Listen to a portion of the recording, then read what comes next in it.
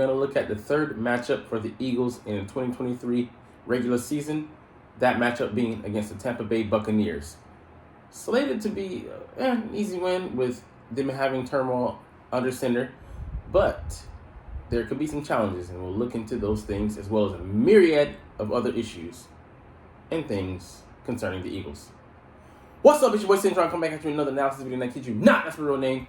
We'll get into a little bit of news, but it's more so insight things. But first up, NFC South opponent we'll be facing in 2023. We're gonna get down to the Tampa Bay Buccaneers, and man, they're slated with the New Orleans Saints, the Carolina Panthers, and the Atlanta Falcons. Falcons, I would say, fighting for second place. The Saints being the favorite to win the division, and the Panthers, fighting for fourth. But I would say they're a better roster than the Tampa Bay Buccaneers because they're unsettled, like I said, at quarterback, and I just don't see them having much luck this year. But let's get into it. All right, so at the helm, under center, they have Baker Mayfield, and he's been a transient guy. He's on his third team, I think, in 3 years, and he's just not the guy to get it done for them. I'm not saying he's going to be god awful, but he's not the franchise guy that many thought he was years ago when he got drafted by the Cleveland Browns, and that's just it is what it is. He'll maybe keep the ship afloat. I forget, is it Kyle Trask, the number 2 there? He maybe has some potential. I would more so go with him. Once the season ain't going anywhere, and that'll most likely be somewhere around the midway mark. They don't have enough weapons on the offense, and the defense, even though I think it'll be the better unit, is not going to be able to hold that offense afloat. You can have shootouts and then hope that your defense gets a stop here or there, but the other way around, you gotta score points on offense, and they look to be stuck in neutral with a severe downgrade from Tom Brady, even though he was in his 21st season with Baker Mayfield, and Kyle Trask was inexperienced, even though he may have the requisite talent. Rashad White and I forget the other guy behind him. They have maybe decent running backs. I mean, I think they'll have a decent line as well. We'll get to that later, but the weapons outside are premium. Mike Evans, the 10th year veteran who's had 1,000 yards receiving every year he's been in the league. So he's been quite the quintessential model of consistency since he arrived. Chris Godwin, explosive guy, had it coming off an ACL tear last year, but still, towards the end of the year, started to get some of that rust knocked off of him. And Russell Gage, being a solid option in the slot. So, top 3 receivers are, a good trio. Not as good as our Eagles, but but Russell Gage might be better than Quiz because he's just more consistent. Nothing at tight end. This guy has to prove himself. I didn't even know who he is. But Tristan Wirfs being the highlight here, the line. Him making a big move though from right tackle to left tackle. But I believe the guy has reticent chops. He's like Lane Johnson. He might struggle a little bit to make the adjustment, but I believe in the end he'll be a-okay. And once he gets settled in, the guy is very proficient. One of the best in the league, and a young guy to boot. So, been started since I think his rookie year, and he's just been lights out. So the guy's athletic as hell. I think either he did a backflip into the pool or he jumped out of the pool just a standing jump. It's just amazing athleticism for a guy his size. Robert Hainsley, don't know him, so he's just a guy. Ryan Jensen, he's solid. Cody Mott, the guy they drafted, I think North Dakota State, missing 2 front teeth. But, he's a good player. He got them teeth knocked out playing football, I believe. Or it might be a hereditary condition. Hey, don't blame me if it's the latter. But anyways, I think he'll develop into a solid player. He was a tackle, but going inside into guard here at the next level. Luke Goddick, he's transitioning from right guard, so a little bit shaky there. And let's just overview. Well, let's go after. All right, Shaq Barrett, he's a decent option on the edge. Not as hot as he was in past seasons, but, he can be a decent player. Kalijah Kancey, the quick, fast guy, light at 280, but, he runs like a 4.65. So, very fast individual. And we'll see if he can take to the league. But, D tackles, all right, we have our own with Jalen Carter. Take to the league slower. It takes about 3 years for them to get up to speed. Vita Vea, he's already up to speed, and he's a solid run stuffer and provides a little bit of push in the pass rushing game. Joe Tryon, just didn't wait for him to try on his in big boy pants and get up to speed. David White, one of the best linebackers in the league, inside linebacker. Levante David, the the veteran, the long-standing veteran who's been outstanding, still playing lights out. So Devontae White, this gives him I would say maybe one of the best, if not the best, inside linebacker tandems in the league. And two solid corners here they were able to hold on to. I think Carlton Davis, he has like a 3-year, $45 million deal. And Jamel Dean as well, I think re-signed him this past offseason. So solid corners, so they could definitely present some challenges, but I think our guys are just better. And that's not saying that they're terrible, just our guys are just cut above. Don't know much about this guy. Ryan Neal is a decent safety, and Antoine Winfield, even though what he lacks in size, he makes up in heart, and just the guy knows his stuff. Like he gave the Chiefs fits in that Super Bowl, so him being a solid guy, above average, I would say highly above average. But anyways, let's break up the matchups. Quarterback, they're gonna eat him alive. Running back, they're solid but not spectacular, so I believe we'll be able to hold them to a decent clip rate, around 4 or so. Mike Evans and Chris Godwin, this could prevent some challenges because I think, who would you match up with? I would say you put Slay on Chris Godwin at face value, and Mike Evans match him up, with the bigger corner and James Bradbury. But both of these guys could present some challenges, but I see us being able to handle them. And then with a quarterback who's not going to maybe be able to get them the ball, I trust us to win that matchup. Tight end, and nobody really special, but we could be vulnerable to tight ends this year. That line, Tristan Wirfs, doesn't matter if he's solid. It's kind of like the Trent Williams case situation. He's the guy out there blocking. Even he can be taking advantage of. Brandon Graham last year bull rushed him, so we'll look to exploit what he is maybe just proficient at, or whatever. That's the thing about film study beauty. They will break you down and find even the slightest little tick that you have, and use that to play off of that, and use it to gain the upper hand. Even just it's for a millisecond, just get you confused, or get you out of position, and just to get you out of position just a second too long, and then help us come, or overload you. So there's many ways. Sorry, I had a brain fart there. But anyways, and the rookie will test him definitely, but I think they'll be overwhelmed by the numbers and the quality that we have at edge rusher. So with these guys, we go up against the best guys in the league, and I'm not saying Vita Vea might be a challenge if you haven't seen him, but we have Jordan Davis, a good guy to prep for in playing this guy. Kalijah Kancey's a rookie, but we have our own rookie. He's bigger, stronger, and he's better, to be honest. Shaq Barrett, yeah, we have speed guys. So we have every sample size they have. A guy who has a good first step. We got Josh Sweat. A guy who's strong. We got Brandon Graham. So we'll be able to mirror what they're able to dish out and be able to neutralize them. The linebackers will get interesting because the Chiefs had some good linebackers, and they were just running and hitting. So these two guys, they're good at that, but we will be able. They can be decent in pass coverage. I think Devin White's one of the best, but pass protection could be a key battle here. So how do our running backs, who were kind of trash the other day in pass protection, and yes, it's just training camp, how do they hold up? But yeah, I think this will be one of the more intriguing battles. Our running backs versus their linebackers. But misdirection and then making them. We outwitted one of the best middle linebackers. Middle linebackers. No, he's a weak side linebacker, rushing linebacker, and Michael Parsons in the league. Overload and make you think. So you want to make a guy slow him down by making him contemplate things, think on the field, which is just death. Could be instant death, but at the very least a slow death. The corners, like I said, they match up well with A.J. Brown and Devonta Smith, but I think they'll just overwhelm them at some point. And then we still haven't included our tight end. And Anton Winfield doesn't have the size to match up with the Goddard. So the speed, but he'll just be outboxed. Ryan Neal can be solid. I think no. Ryan Neal, I'm sorry, he's not just he's a solid guy. So they actually have a decent secondary. But the 49ers did as well. We were able to take advantage of them. So there's so many things you can throw in that. I'd love to take a deeper analysis, but the defensive coordinator. He might be the head coach. He's very adept. So this could if we let them linger, this could be an interesting matchup. But I see the Eagles coming out and overwhelming them.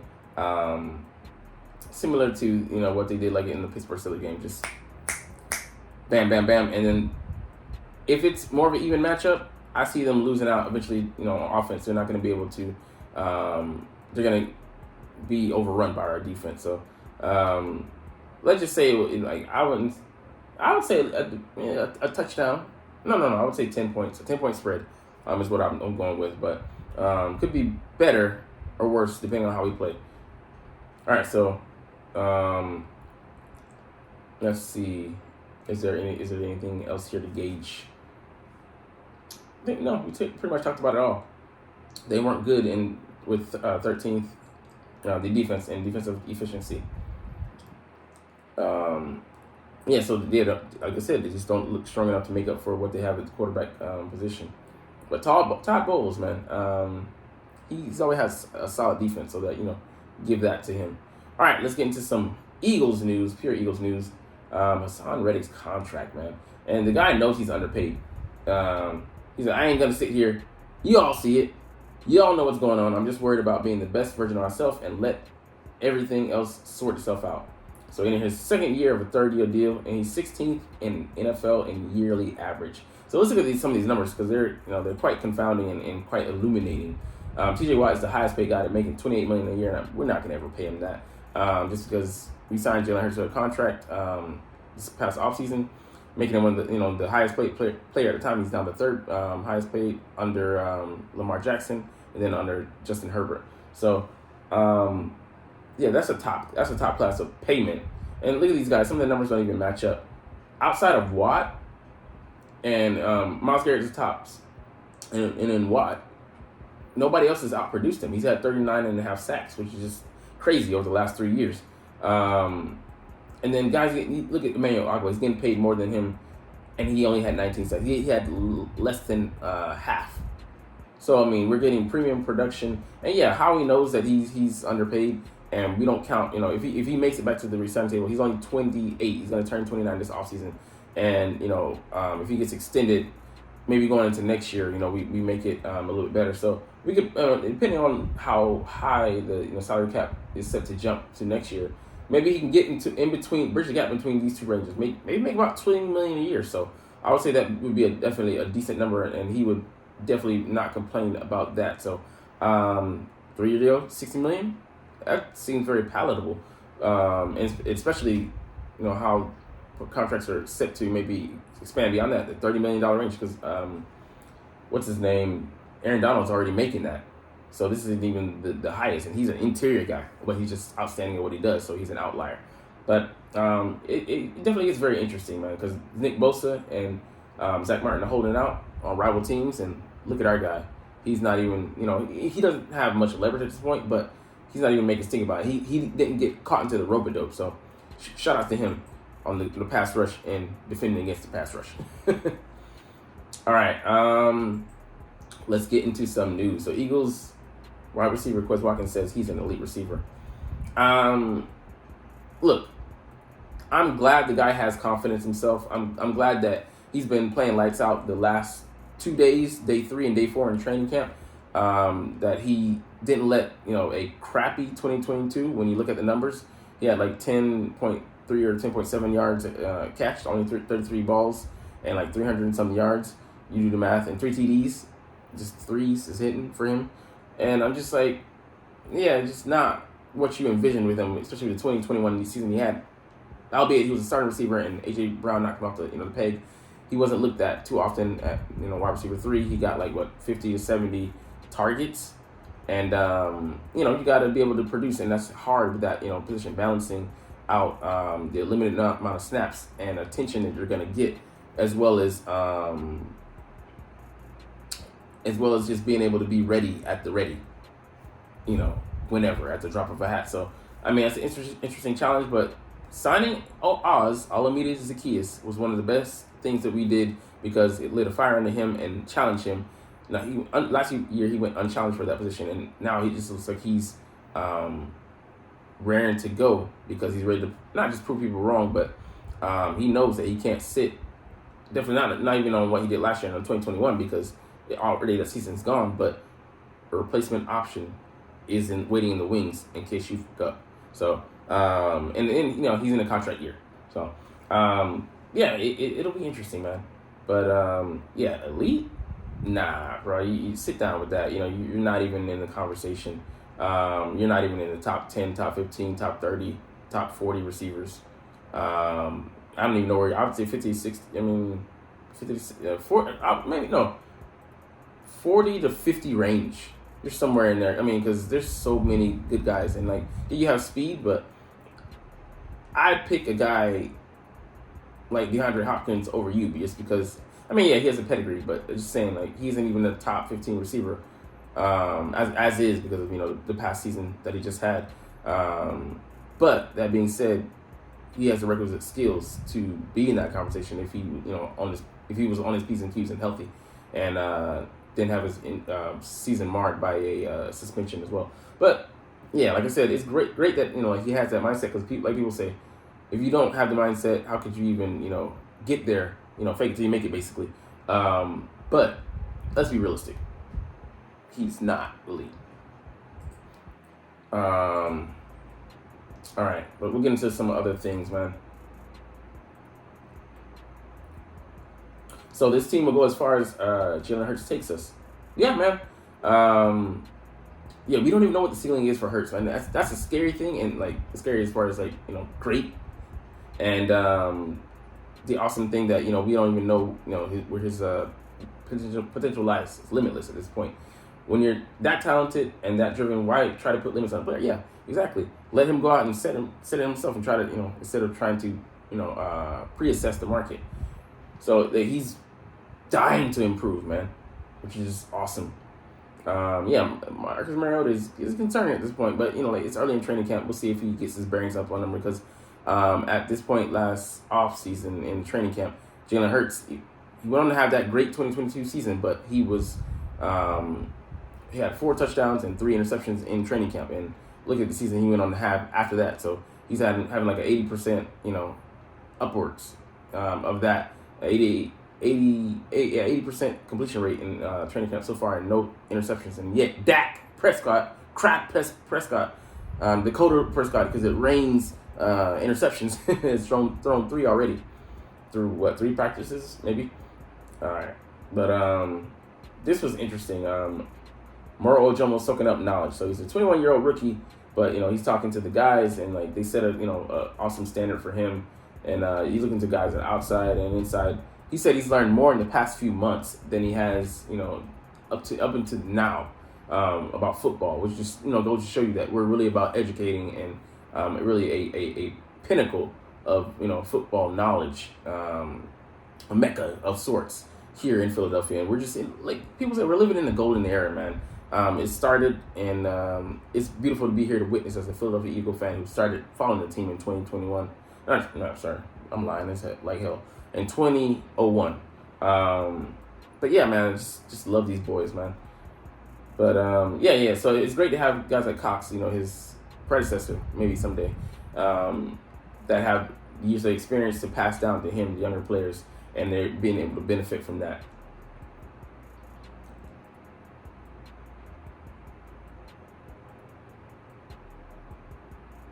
All right, let's get into some more news. So, I mean, like, this is an interesting article. It's hard to believe, but the Eagles should be even better in 2023. So, let's look at first the information.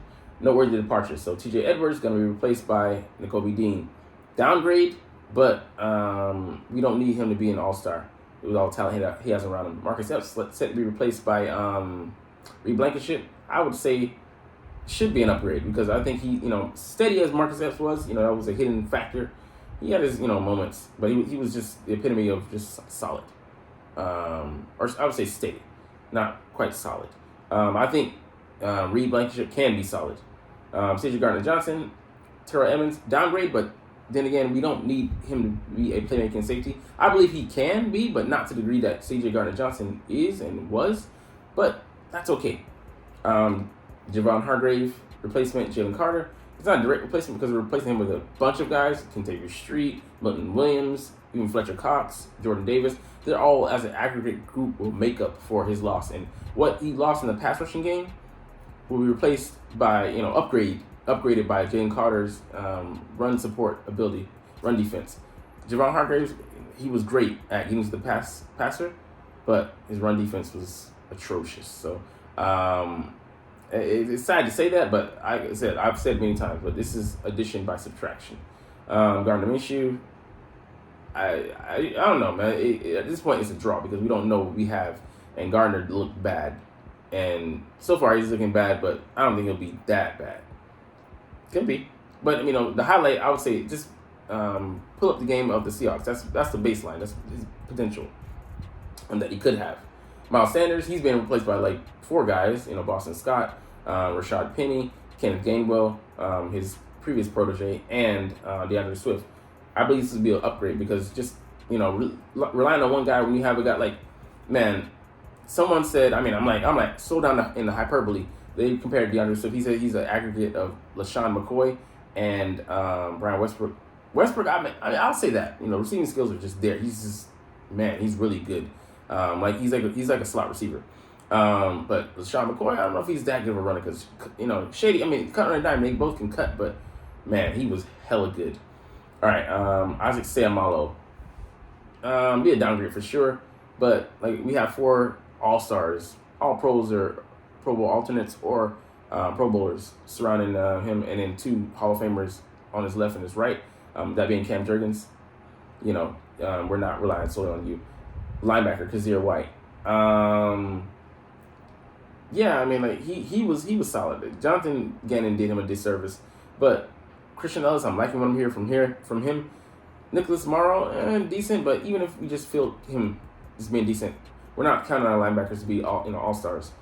Brain drain with Shane Steichen, but I believe Brian Johnson can actually elevate the position and what he's asking for, and his just thought process and his synergy with Jalen Hurts and Jonathan Gannon. Addition by subtraction again because the 3 things he couldn't do. Go find another video. I said it ad nauseum.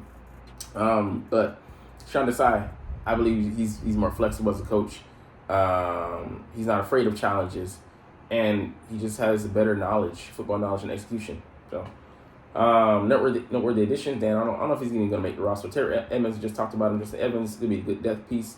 Dennis Kelly, vital key to depth. Give us maybe a second or first string swing tackle. Marcus Mariota, we'll see how it shakes out. Talked about Nicholas Morrow, Rashad Penny. He can bring the size and bangability. Pause. But he's breathtaking. He's maybe the best pure runner in the group. Contavious Street. He's good for a couple sacks at the very least, and he can play inside and outside. He has a versatility. If he makes the roster, Reed Williams, he's been too grabby, he's been too greedy and grabbing. So we'll see what he produces. Olamide Zaccheaus, very solid guy, underrated. So I like those guys. Jalen Carter has great potential. We'll see how it shakes out. Nolan Smith has great potential. See how it shakes out. But these, let it be noted that these guys are rotational guys. We're not relying on them to outright start and provide us with a 70% snap starter. They're going to be in rotation. So they'll be fresh and they'll be able to just come in waves. Tyler Steen, slated for a backup role as is right now. I think that's what he'll remain in. Sidney Brown could get on the field in 360 sets, but this might be a red shirt for him as well. Kelly Ringo, definitely a red shirt year. Tanner McKee, doesn't really matter because third quarterback position, future trade value, but we're not talking right now. Moro Ojomo, he's going to sit and learn. He isn't ready yet. But, like you said, we gave Jalen Hurts that contract. We got to build the roster differently than we approached it with we approached it with before. So, you notice a theme on the guys we brought in. They were former high draft picks. Mariota being the second overall pick in 2015. Swift, second round pick. Penny, first rounder. Edmonds, first rounder. Williams. Greedy Williams was a second round pick. And Evans, I don't know who they're referring to, but I'll just assume. Justin Evans, he was a second round pick as well. So a lot of guys, we're gonna see how they battle for snaps, but a lot of these guys are either gonna be depth pieces or they're gonna battle with the guys. And I like what they said. They set the floor, but the guys that we drafted set the ceiling because they have the potential to reach that. But we don't need them to be all-stars like 2017, we had a lot of guys that were like replacement level or rotational guys. They came in and played a role and they played excellently. That's all we need. All right. Talk about the draft. So how do these new players fit with the team? So yeah, we got 7 new starters: running back, right guard, D tackle, linebackers, and the safeties. I talked about that above, but yeah, man, it's an aggregate. I'm glad we were. One thing I'll say, we were able to we brought in guys, but running back is the easier position. Right guard, like I said, it'll be easier playing in between 2 future Hall of Famers. D tackle, we're rotating, and you have talented edge rushers around you. So I mean, like, it makes your job easier and makes it more streamlined. Your role, and the simpler it is, the faster you can play. The linebackers, they just need to be the glue, and play decently enough in between the two units, the front 4 and the back 4. And then both safeties, like playing with 2 excellent corners, that should give you a chance to have to farm less land and have less responsibility, even though you have a great amount of responsibility, per viewing, from the basically the defensive quarterback of the squad, being the quarterback of the defense. But yeah, I think that this corner is going to put it in great positions, erasing guys. It makes it easier for you just to lock in on this and make your responsibilities easier as well. So what should we expect this season? Okay, let's take a step back from the 14-3 record. Don't freak out. In the previous 10 seasons, 23 games have won 13 plus games. 23 teams, yeah. Next year they won on average 10 games, and 12 of them won at least 11. So I think we're not gonna have a setback. Yeah, taking a step back from 70 sacks, I believe that. Yeah, the real test is like that. After week 10, we played the Chiefs, the Bills, the 49ers, the Cowboys. I mean, yeah, if we lose a game or 2, I don't think that that will make or break us. It'll but this will be a good testing time and foundational time for the team, to see how we react, to see how we were able to build off of that. Kind of like the Washington Commanders game last year. We were able to rebound, even though it was a 1-point victory. We eked it out, and that started the next run of wins. But anyways, man, I don't think we're gonna go into our last article. We'll just end there. But man, interesting one, interesting set of articles. Because I mean, yeah, it'll be like this guy here. Sad we weren't able to resign him, but because we didn't resign him, we were able to hold on to Darius Slay and James Bradbury. And it's harder to find corners than it is safety. So we already had a contingency guy. Terrell Edmonds, he was set to re-sign with Pittsburgh for more money than he got on a 1-year deal. He chose to come sign with us because the potential. Yeah, he saw us beating his ass in the Steelers game that he played in. So he was like, yeah, I'm influenced by that. But yeah, man, I still have. I would say we win 12 games. For me, the floor is at 11. At the worst, we'll win 11 games this year. But I think we're set up for great success, and we're being an NFC conference, weaker conference. And yeah, who is there to stand against us? 49ers, the quarterback issues. The Vikings, not enough talent on defense, and then Kirk Cousins at quarterback. He's just not good in the clutch. The Giants, that quarterback's not taking there. And their influx on defense with so many pieces coming in. And who are they? They have 2s, 3s, and 4s at receiver. The best receivers are tight end. And when has a tight end led a team to like a Super Bowl outside of Shannon Sharp? And then he had a great defense. Great defenses. And he had complementary weapons around him that were pretty good as well. So I mean, the Cowboys. Let's get serious. Yeah. But anyways, we'll stop there, man. Went into some extra stuff. But anyways, this is a long-ass video to cut some of this. Well, this last part. But I know that you're not even watching, though. But it's all good because, as always, it's Fly, Eagles, Fly, and let's motherfucking go. Like, comment, share, subscribe. Thanks for watching. Check me out at Centron Anime, Centron Life or Centron Laughs, or other social media.